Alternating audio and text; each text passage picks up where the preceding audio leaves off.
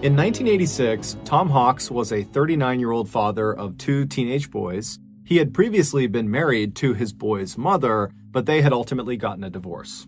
That year, Tom and his two sons were at this local chili cook-off in their neighborhood in Newport Beach, California, when Tom was looking out across the sea of people and he sees this stunningly beautiful woman he's never seen before, and he just finds himself staring at her. And he stares at her so long that this woman, she ends up noticing, and she looks up and kind of smiles and blushes and looks away, and Tom immediately is totally embarrassed because he just got caught staring at her, and so he decides, you know what, I gotta go over there and introduce myself. And so Tom, who's this totally ruggedly handsome, muscular guy with this incredible mustache, he strides across the lawn and he walks up to this woman and he introduces himself.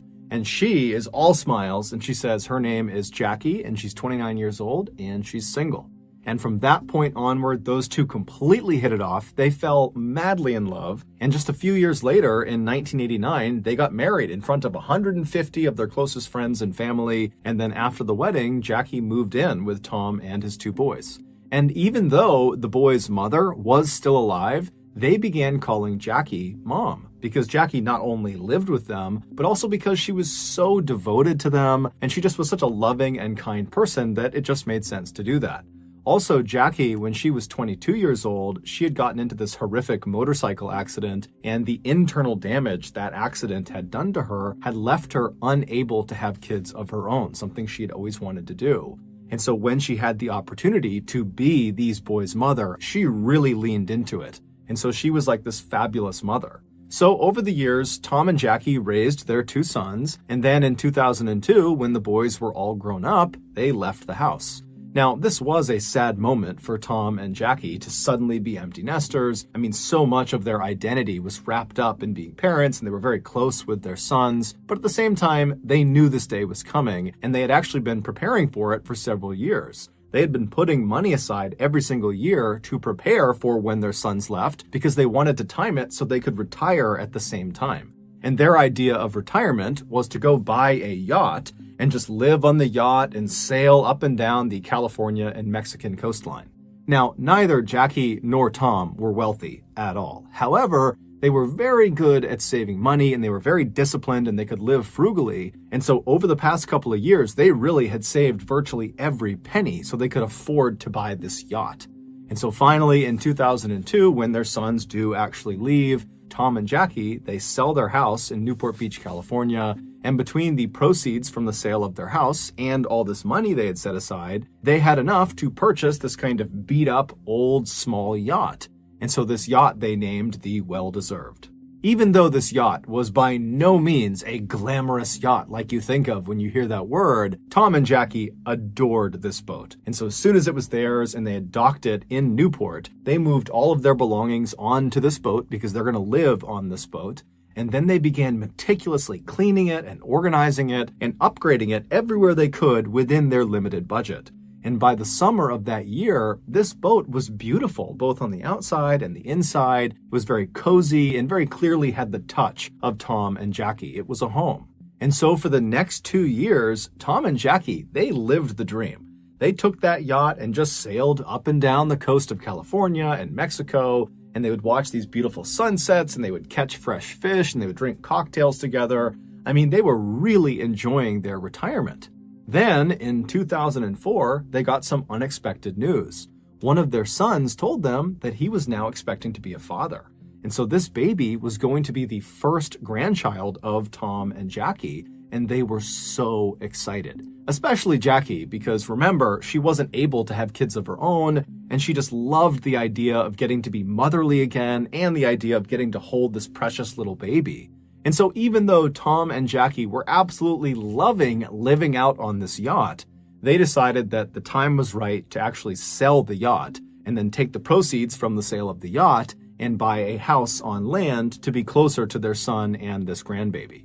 So in November of that year, the Hawks place an ad in this fishing magazine for the sale of their yacht. They were asking for about $500,000. And very quickly after this ad went live, this young couple who had saved up some cash, they offered to buy it. Tom and Jackie were totally thrilled, and they called their two sons to tell them the good news that they had this buyer and that in the next couple of days the sale would be finalized and then they would be in touch. And so the sons, they're expecting to get a phone call from Tom and Jackie any day. But a couple of days goes by and they haven't heard from them. And so the sons begin calling their parents, and their parents aren't picking up their phone. Now, Tom and Jackie were not the type to go any amount of time without being in touch with their family. And so this was very uncharacteristic. And so when Tom's brother, Jim, who was a retired police chief, when he heard about this sudden silence, he just got in his car and drove to Newport Beach, California to see if maybe they had not finalized the sale of the yacht and maybe the couple was still on the yacht and he could go check in with them and make sure everything was okay. And so Jim, along with a friend of his, they arrive in Newport Beach, they make their way to the dock where the yacht was being held, and they go down to the floating section of the dock, and they walk right up alongside the well-deserved, and just from where they're standing, it does not seem like anyone is on the yacht. However, as they're standing there just kind of looking at this yacht right in front of them, Jim notices a couple of oddities. He sees there are lines hanging over the side of the boat that should have been stowed. And Tom was known for being incredibly meticulous and orderly. I mean, that yacht was spick and span always. And so he would not have left these lines draped over the edge of the boat unless he was on board, and he wasn't. And so Jim's also looking around and he sees there are a couple of tarps that go over some of the control panels that had been taken off, but then not put back on the control panels. And so again, that's not something Tom or Jackie would have done. And then there's also some dirty towels kind of hanging out of one of the portholes. And so overall, the impression Jim and this friend got was, I guess they must have finalized the sale of this yacht because clearly the new owners of this boat, they're the ones that are in possession of it. And they're the reason it's sloppy because Tom and Jackie, they never would leave the boat in this condition. And so Jim pulls out his own business card and he writes a note on it that he's looking to speak with the new owners of this boat, because his brother and his brother's wife had sold this boat to them, but now they're missing. And so please give me a call back. And so Jim and his friend, they leave the boat, they leave the dock, and they begin to leave the area when Jim's cell phone rings. And he picks it up, and it's this 21-year-old woman named Jennifer De Leon. And so she tells Jim that she got his business card on her yacht, and that yes, she and her husband had recently purchased this yacht from the Hawks. But like Jim, they were having a hard time getting in touch with the Hawks as well. Because after acquiring their boat, Jennifer said she and her husband realized there were a couple of controls on the boat that they didn't know how to use. And so they needed to talk to Tom and Jackie to explain how to use them. Also, Jennifer said she had found some personal belongings that belonged to Tom and Jackie that were stuffed in a couple of drawers that just got left behind. And so she wanted to return that property to them as well. But she's telling Jim, I'm trying to get in touch with them and I can't get in touch with them. And so Jim asked Jennifer, when was the last time you or your husband saw Tom or Jackie? And she would say, the last time we saw them was when we actually finalized the sale of the boat, when we literally gave them the money and we watched them take the money, hop in their car and drive away. Jim asked her if she had any idea where they might have been going. And Jennifer said, we really didn't have that many personal conversations with Tom or Jackie. It was mostly just business stuff. But in the limited personal interactions we did have, Tom would always talk about how he and Jackie planned on buying a house in Mexico in this town that bordered Arizona, because apparently they have a son that lives in Arizona and he's about to have a baby, and they were talking about how they wanted to be very close. Jim thanked Jennifer and asked her, if you hear from Tom or Jackie, please let me know. And then Jennifer says to Jim, same thing to you. If you hear from them, please let me know because I need to talk to them too. And so they hang up and Jim is left thinking, what's going on here? And then Jim remembers there's this woman that Tom and Jackie had hired. Her name was Patricia. And for the past couple of years that they had been out on their boat, they knew they would not have great internet. And so they would not be able to consistently be able to pay their bills and pay taxes. And so they had hired this woman, Patricia, who was also a friend of theirs, to basically pay their bills and manage their finances. And so Jim gets her number and he calls Patricia. And the first thing he asks her is, hey, have you spoken with Tom or Jackie recently? And she says, no, I haven't. And so Jim explains the situation and then asks Patricia, has Tom or Jackie recently made a large deposit into any of their accounts? Because just a couple of days ago, they would have received nearly $500,000. And so Patricia, she checks the accounts and she says, no, there's been no deposits made. And so Jim and Patricia are talking on the phone, trying to rationalize why Tom and Jackie would not have deposited so much money. And they really couldn't come up with a reasonable explanation for it. And so after Jim hung up with Patricia, he just had a bad feeling about what was going on. And so Jim called the Newport Beach Police Department and he officially reported Tom and Jackie missing.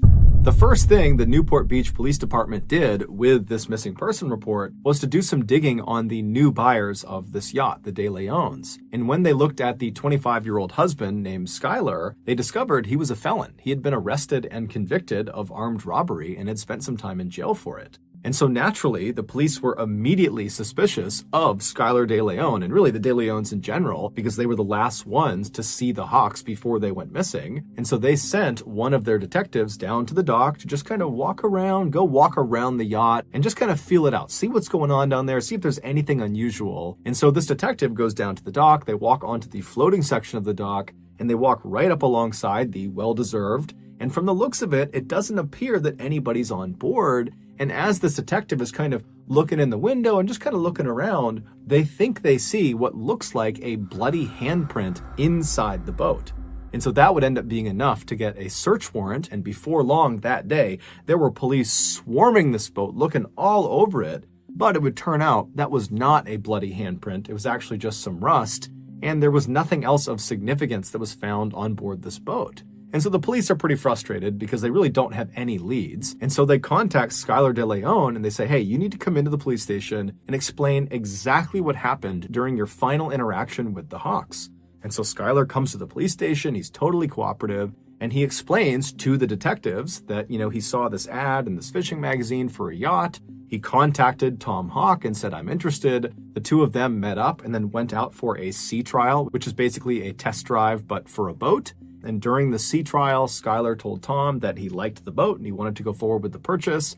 And so on November 15th, Skyler, along with his pregnant wife and his young daughter, and also a notary and another person, a friend of Skyler's that was there just kind of as a witness, they go to the parking lot of the dock right near where the yacht is. And then the Hawks show up, Tom and Jackie, and the De Leons literally hand over a suitcase full of cash to Tom. And then Tom and Jackie, with the notary, they signed the sale documentation, basically giving the boat over to the De Leons.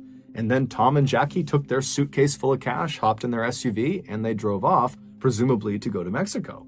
When the police asked Skyler, how were you able to afford such an expensive vessel? Skyler would tell them that back in the 1990s, he was actually a child star, or kind of. He was an extra on the very popular TV show Power Rangers, and from being on that show, he had made a bunch of money and he had set it aside. And as Skyler is telling the detectives this, he kind of just stops himself at some point and he's like, you know what? That's not really the truth. The reality is the reason we had the money to do this is not because of the cash I got from being a child star. It's actually because I stole the money. It would turn out that armed robbery that Skyler was convicted for and spent some time in jail for, that was because he was stealing money from this drug kingpin, and before he was arrested and sent off to jail, he had managed to take the money that he had stolen and hide it, and then after he had gone to jail and got out again, he came back to his hiding space and he just retrieved the money. But this money was stolen drug money, so it was hot, and so he needed to get rid of it. He needed to launder the money. And so that was why he was buying this yacht. He was going to buy it with this dirty money in bulk, in cash, and basically transform this hot, dirty money into this yacht. And then he was going to sell the yacht and get clean money for it.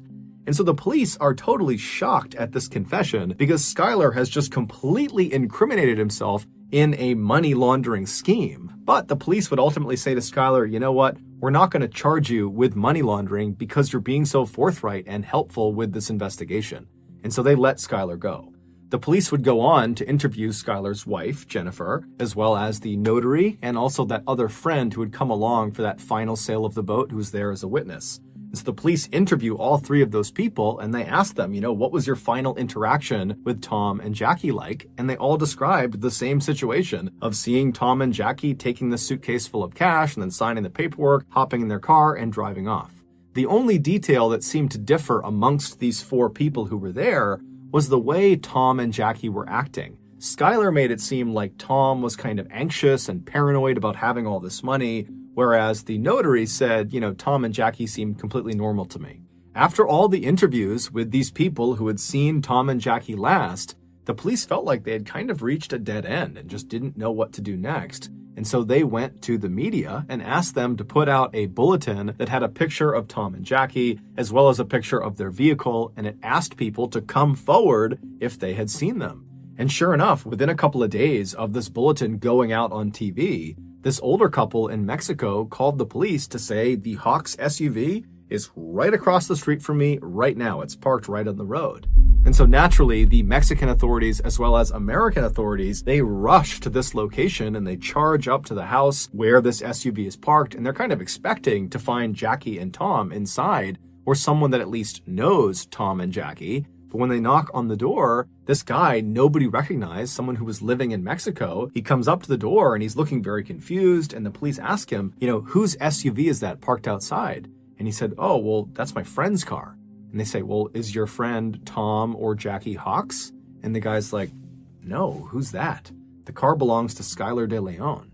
This was, of course, the moment when the police realized Skylar was lying to them. He had told police the last time he had seen Jackie and Tom, they had hopped in their SUV and they had driven off. But clearly that was not the last time, because he somehow managed to acquire their car afterwards, and then he gave it to this random person in Mexico. So the police in Newport Beach, they used Skylar's money laundering confession on camera to bring him in. They arrested him on money laundering, and then with him in custody, they searched his home.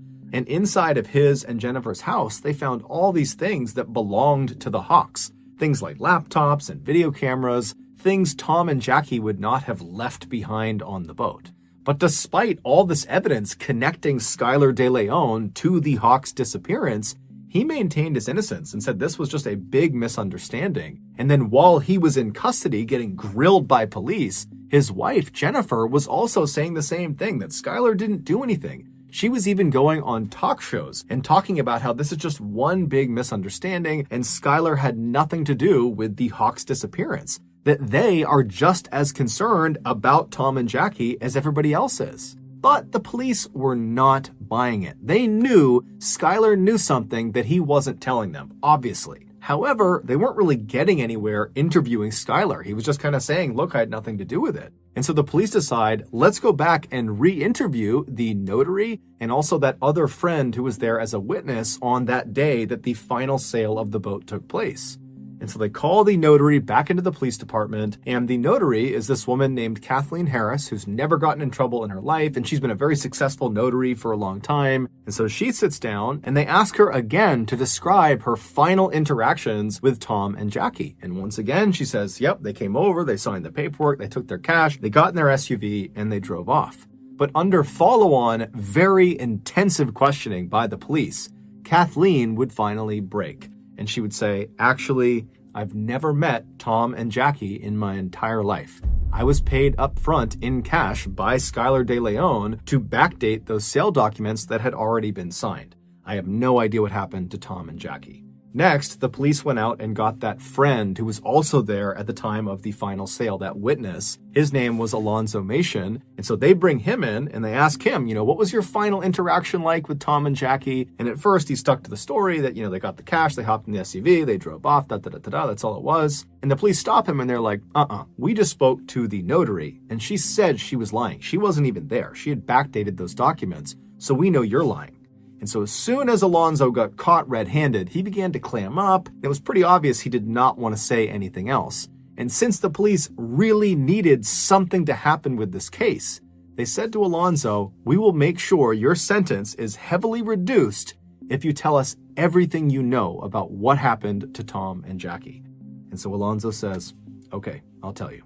Alonzo was a young guy, very impressionable. He was in his early to mid-20s. And he was actually a jailer, and he had met Skylar when Skylar was in jail. He was in jail for that armed robbery. And so after Skylar gets out of jail, Alonzo and Skylar somehow stay friends, and they spend a lot of time together. And then in November of 2004, Skylar pulls Alonzo aside, and he confesses to him that he is in fact an international assassin, that people paid him to kill people, but only bad people, Skylar said.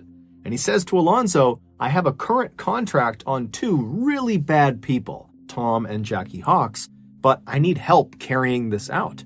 And so if you will help me carry out this contract, I will give you $1 million US. And so Alonzo's like, man, okay, yeah, I'll help you. And so on November 15th, Skylar, Alonzo, and a third man that Skylar had recruited to be a part of this job. He was this big, muscular, intimidating looking guy who was actually a longtime Southern California gang member. His name was John Kennedy. Those three, they show up at the parking lot of the dock not to finalize the sale of this yacht. They weren't even close to finalizing the sale. They were there to meet up with Tom and Jackie to do a sea trial, a test drive. But when Tom and Jackie arrive, Tom, who was a longtime probation officer and so was very used to being around felons and convicts, he immediately sized these three up and thought, bad news. And so when the two parties met each other in the parking lot, Skylar started to notice that Tom was definitely apprehensive about getting on a boat with them. In fact, Tom was talking about potentially rescheduling and that, today's not a good day. And Skylar's seeing, okay, they're clearly uneasy about getting on the boat with us. And so Skylar says, hey, Tom, Jackie, hold on a minute. I'm going to step aside and make a phone call. And so Skylar steps aside and he calls his wife, Jennifer, and she was not far away. And so just a couple of minutes later, Jennifer pulls into the parking lot carrying her little 1-year-old baby girl. And as soon as she walks over to this group, the dynamic completely changes. Jackie sees this baby and she immediately falls in love with it and she wants to hold the baby and she loves Jennifer. Jennifer is so sweet. And so Jackie seems very much at ease and Tom notices that. And so Tom begins to loosen up and before long, Tom is saying to Skylar, you know what, guys, today's fine. Let's do the sea trial. And so the group eventually begins to make their way onto the yacht, the well-deserved, to do the sea trial. And right as they're about to get on, Jennifer says, hey guys, I can't go on the sea trial. The baby's upset. I gotta go home. I'll see you guys when you get back. And at this point, Tom and Jackie, they've already committed to doing the sea trial. And so even if they were a little bit apprehensive going on this boat with just these three guys, they put their faith in the De Leons that this was on the up and up. So the two Hawks, along with these three men, they get on board the boat and they begin heading out towards open water. And so Tom was piloting the boat. And at some point when they were very far away from the dock and really any land in any direction, Skylar and John come up to Tom and they say, hey, we want to show you something down in the lower levels of the ship. And so Tom goes with them. They go downstairs into the bedroom. And while they're down there, Alonzo and Jackie were in the kitchen, which is right above the bedroom. And as they're standing there, Alonzo and Jackie suddenly hear this very loud commotion coming from the bedroom. Now, Alonzo knew what that was. It was Skylar and John attacking Tom. And so that was his cue. Alonzo leapt forward and he grabbed onto Jackie. And before Jackie could even figure out what was going on, he had thrown her to the ground, pulled her hands behind her back, and then he pulled out handcuffs that he had and he handcuffed her hands together. And as soon as Jackie was subdued in the kitchen, Skylar and John, they come up the stairs and Tom's not with them. And they grab Jackie and they walk her down into the bedroom. And Jackie would have seen her husband, Tom. He's been handcuffed and he's laying on the bed on his back. And so they throw Jackie onto the bed right next to Tom. And immediately Jackie turns around and looks at Skylar and says, why are you doing this to us? We just met your wife. I just held your baby. Why are you doing this? All we want to do is just go back to land and be with our children and be with our grandchildren, please. But Skylar didn't care. He just turned to Alonzo and said, put tape on both of their mouths and their eyes.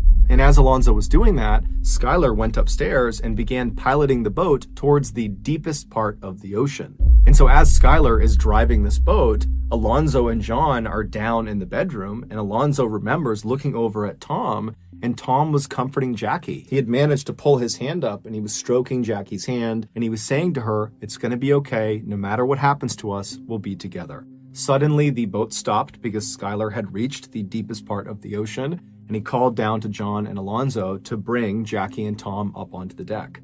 And so Alonzo and John do just that. They march Tom and Jackie up the steps. They bring them out to the deck of the ship. And then Skylar forces them to sign the sale documentation for the boat, as well as had them sign additional paperwork that gave Skylar access to their bank accounts. And while they were signing these documents, Jackie actually misspelled her last name on one of the signature blocks. She left the S off of her last name. That's not something she would have done by accident. It's pretty clear she did that on purpose to signal to the future that she signed this under duress. After all these documents were signed, the three men led their two captives to the back of the boat.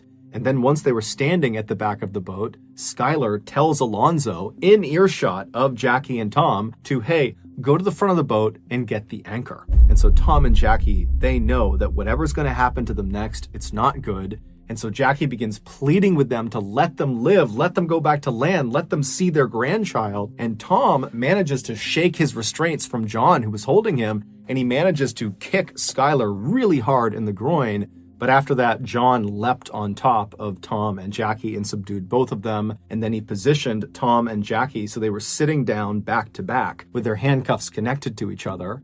And then Alonzo shows up dragging this heavy anchor, and he finally gets it all the way over until it's right next to Tom and Jackie, at which point Skylar grabs the long metal chain that came off of the anchor, and he felt around until he got to the very end of the chain. So not the side closest to the anchor that's attached to it, the far other side, the bitter end of this chain. And he reached down and he connected that portion of the chain to Tom and Jackie's handcuffs. And then once he was sure their handcuffs were securely fastened to the end of this chain, Skylar stood up, walked over and grabbed the anchor, and with quite a bit of effort, he managed to lift it up and threw it over the side of the boat. As soon as that anchor hit the water, all Tom and Jackie would have heard for several seconds would be the sound of all of that loose chain that they were connected to being rapidly pulled off the boat and being sucked down into the water. And so that chain was going up and over this wooden railing, and so all they would have heard is just chain links grinding over the railing until finally the anchor pulled the chain tight, at which point it yanked Tom and Jackie towards the side of the boat. Alonzo would say when this happened, Jackie's head struck the inside of the side of the boat so hard it made this very loud, audible cracking sound. And Skylar, Alonzo, and John just stood there as Tom and Jackie desperately tried to fight against the weight of this anchor that was trying to pull them off of the boat. Tom was trying to hold on to anything he could to try to hold his wife in place, but eventually the weight of this anchor combined with the movement of the boat was just too much. And so Tom and Jackie were very slowly pulled up and over and off the boat into the water.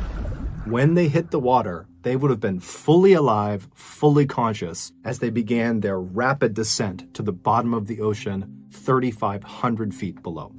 Alonzo would tell police as soon as Tom and Jackie disappeared below the surface, Skylar let out a woohoo and ran over to the edge of the boat and looked into the water like a giddy child. And he was staring at where they had disappeared, and he was just grinning and laughing. And then finally, when the water went calm and there were no more bubbles, Skylar just kind of laughed, turned around, and made his way back to the cockpit and began piloting the boat back towards the dock. Even though Jennifer was not on the boat at the time of the murder, she was equally involved in it. In fact, the attack was her idea. She wanted more money, and she saw this scheme as being a way of doing that. So remember, when she showed up at the dock parking lot with her baby and put Jackie and Tom at ease to help get them out on that sea trial, she was doing that very intentionally to trap Jackie and Tom. She knew what was going to happen out on that boat. She was trying to get them to go so they could be murdered and they could steal their boat. And when Skylar was out on the boat, before, during, and after the murders, he would step aside and call Jennifer to let her know how it was going and kind of get her feedback and ask for advice about what they should do next. With that in mind, one of the darker elements of this case has to do with the video camera that was discovered inside of Jennifer and Skylar's house. It was the Hawks video camera, and they had used it over the past couple of years to document their travels out on the ocean. And so when the police acquired this video camera, they played the tape that was inside of it. And at first, the tape shows Jackie filming the inside of the well-deserved yacht, and she's talking about how sad it was that this is probably one of the last times they'll be inside of this boat. But she and Tom are so happy because they've found buyers who are going to take great care of this boat, and they're excited about the future, they're excited about their grandchild. And then suddenly, this footage of Jackie inside of the boat just totally cuts, and it jumps to Skylar and Jennifer at Thanksgiving dinner that year, playing with their daughter and just having this great time. Meaning, just days after Jennifer and Skylar murdered Tom and Jackie in the worst way imaginable, they took their camera and just began using it for their own lives, recording their own life over the memories of Tom and Jackie. Jennifer and Skylar truly didn't care at all about what they had just done. Alonzo would ultimately be sentenced to 20 years in prison. He would have gotten a much more severe sentence, but because he provided all of the details of what happened and he was promised a reduction in sentence, he was only given 20 years. Jennifer would be sentenced to life in prison without the possibility of parole, and John Kennedy and Skylar were sentenced to death. Thank you for listening to the Mr. Ballen podcast. If you got something out of this episode and you haven't done this already, please take the 5-star review button hostage and then force them to wash your dishes while wearing a long sleeve shirt. However, don't allow them to roll their sleeves up. Also, please subscribe to the Mr. Ballen podcast on Spotify, Apple, Google, Amazon, and everywhere else you get your podcasts. This podcast airs every Monday and Thursday, but in the meantime, there are hundreds of stories available right now on my YouTube channel just called Mr. Ballen. If you want to get in touch with me, please send me a direct message on any major social media platform. My username on all of them is just @MrBallen, and yes, I really do read the bulk of my direct messages. Lastly, we have some really cool merchandise, so head on over to shopmrballen.com to have a look. Okay, that's going to do it. Thank you so much for your support. Until next time.